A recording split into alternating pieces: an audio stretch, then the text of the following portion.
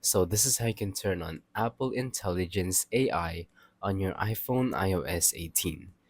First, let's talk about what we need in order to get this AI. So, for example, if you have an iPhone 14, you're not going to be able to get this AI. Only 15 and above have the ability to have Apple Intelligence. So, if you have below 15, then I'm really sorry, but you can't get AI. If you want to check your model, you can go on ahead and go to Settings, tap on General, and then tap on About. It's right here and it's going to show you every single detail about your iPhone, what kind of model it is, the codes for it, and yeah, basically everything. So, the next thing you need is, of course, iOS 18. Go back to General and then tap on Software Update. As you can see, I am up to date and make sure that you are as well up to date.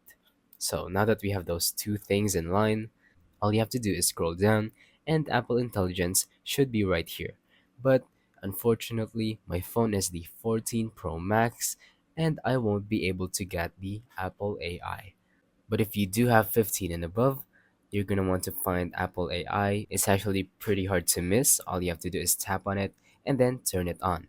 It's basically like you're using Siri. So for example, if you were to say, "Hey Siri," it's going to pick it up and Apple AI is going to respond.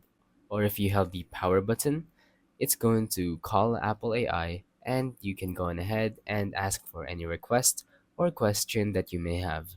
So that's about it for this video. Thank you for watching. Don't forget to leave a like, subscribe, and let us know in the comments down below if the tutorial worked or if you have any questions. Thank you and goodbye.